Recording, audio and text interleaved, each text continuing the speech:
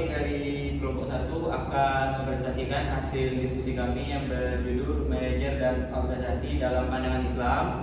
Dan pada kesempatan kali ini yang akan mempresentasikan pertama adalah Saudara Salvia. Pada dia kami persilakan.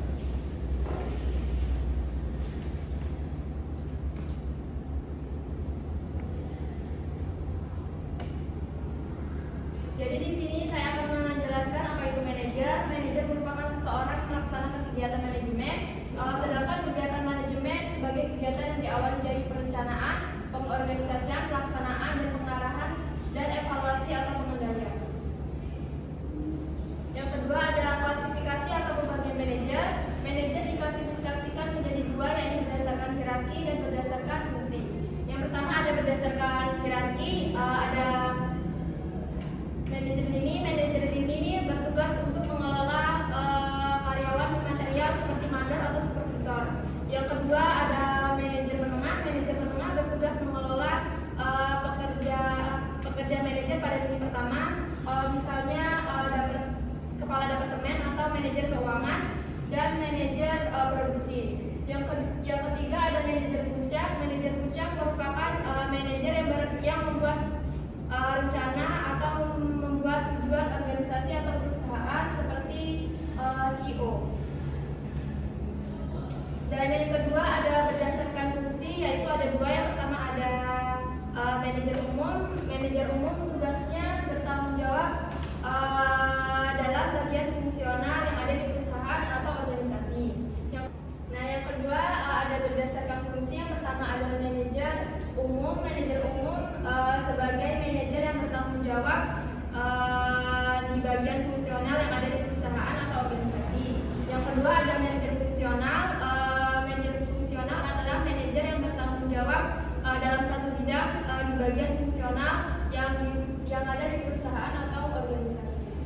Yang ketiga ada peran manajemen atau manajemen dan model pengelolaan kontemporer. Baiklah, peran tersebut berkaitan dengan perilaku manajer yang diibaratkan pada kontak antar pribadi. Peran interpersonal adalah peran yang melibatkan orang bawahan dan orang di luar organisasi, dan tugas-tugas lain yang bersifat seremonial dan simbolis. Tiga kategori dasar yaitu peran interpersonal, peran informasional, dan peran keputusan. Yang keempat itu ada manajer efektif, manajer rata-rata, dan atau manajer sukses. Pada pandangan Fred Hughes dari University of Nebraska dari Lincoln, Amerika Serikat, yang melakukan studi terhadap 450 manajer dengan temuannya terkait ada 4 aktivitas dari manajer, ada sebagai berikut. Nah, yang pertama itu adalah manajer rata-rata atau average manager, yaitu hampir 30% aktivitas digunakan untuk manajer tradisional. Ini. Terus 29 pada aktivitas komunikasi, 20%-nya pada aktivitas manajer sumber daya dan manusia, dan kurang lebih 15-19% pada aktivitas jejaring. Terus yang kedua ini ada successful manager. Dapat dilihat bahwa manajer telah mengalokasikan waktu, pikiran, dan tenaga terbanyak pada aktivitas jejaring 48%-nya. Dan selanjutnya pada urutan kedua adalah aktivitas komunikasi sebanyak 28%. Dan aktivitas tradisional manajernya hanya 13%, dan urutan keempat pada aktivitas sumber daya manusianya hanya 11%. Dan yang ketiga adalah manajer efektif atau effective manager. Dapat dilihat bahwa manajer telah mengalokasikan aktivitas paling besar komunikasi adalah 44%. Selanjutnya aktivitas kedua pada manajer sumber daya manusia yaitu 26%. Dan yang ketiga sebanyak 15% ada manajer tradisionalnya, dan yang keempat 11% yaitu pada jejaringnya. Dan yang ini adalah aktivitas manajer menurut Fred Hughes. Yang pertama itu komunikasi. Yang pertama adalah komunikasi, yaitu pertukaran informasi rutin dan pertukaran dokumen. Terus yang kedua ada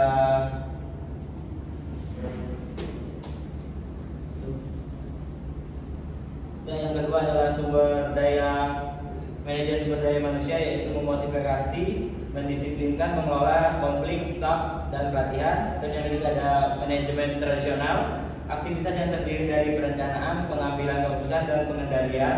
Dan yang terakhir adalah networking, yaitu bersosialisasi, berpolitik, dan berinteraksi dengan pihak luar.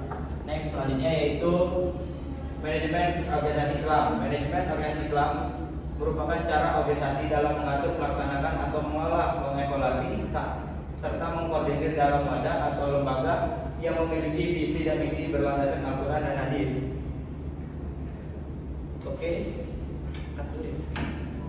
Baiklah, di sini saya akan menjawab pertanyaan dari kelompok 3, yaitu bagaimana Islam memandang kepemimpinan dan tanggung jawab seorang manajer. Islam memandang kepemimpinan dan tanggung jawab seorang manajer dengan sangat serius. Dalam Islam, kepemimpinan adalah amanah yang besar dan tanggung jawab yang berat. Seorang manajer dalam konteks Islam bukan hanya seorang pemimpin yang mengatur dan mengarahkan, tetapi juga seorang teladan dan pembimbing bagi bawahannya. Baiklah, di sini saya mau Minarsi dari kelompok 1 yang akan menjawab pertanyaan kelompok 2, yaitu Hani Sriwayundi. Bagaimana seorang manajer Islami menghadapi tantangan moral dalam bisnis? Jawabannya, seorang manajer Islami menghadapi tantangan moral dalam bisnis dengan merujuk pada prinsip-prinsip syariah seperti keadilan, kejujuran, dan tanggung jawab sosial.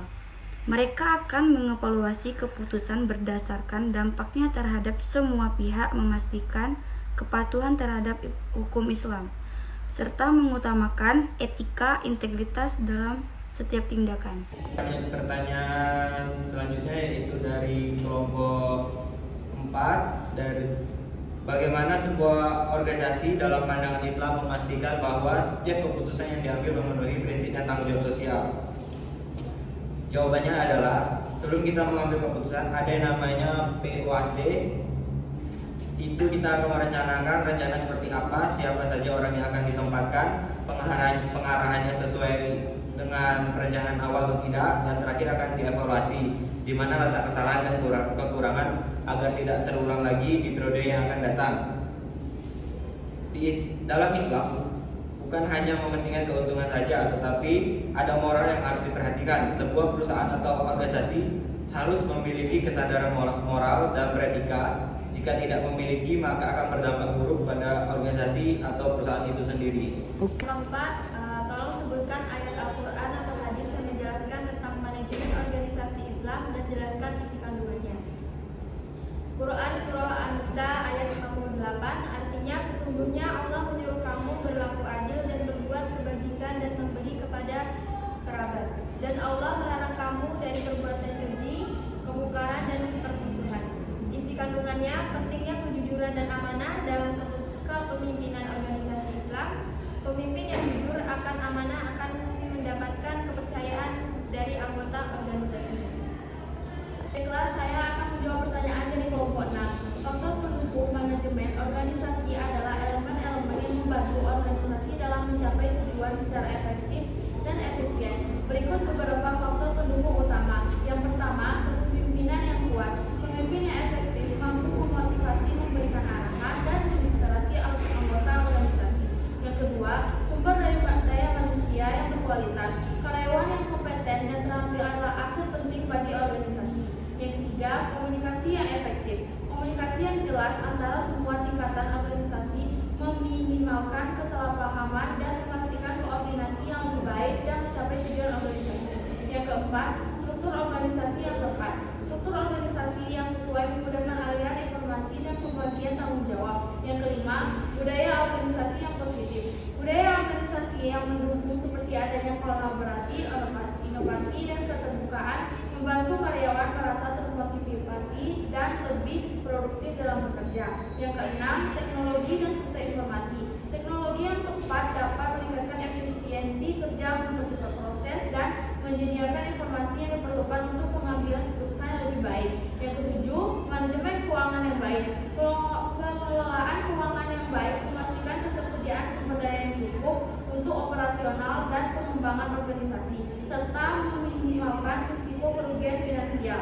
Yang kedelapan, perencanaan dan strategi yang jelas. Perencanaan strategi yang jelas memberikan panduan dan tujuan jangka panjang bagi organisasi. Yang kesembilan, inovasi dan adaptasi. Organisasi yang mampu berinovasi dan beradaptasi dengan perubahan lingkungan bisnis lebih mungkin bertahan dan berkembang dalam jangka 4 jam. Itu tadi adalah penjelasan dari kelompok 1 dan tadi juga sudah menjawab pertanyaan-pertanyaan dari kelompok lain. Kami akhiri dari presentasi kami pada hari ini. Mungkin ada salah kata, kami mohon maaf. Saya akhiri. Assalamualaikum warahmatullahi wabarakatuh.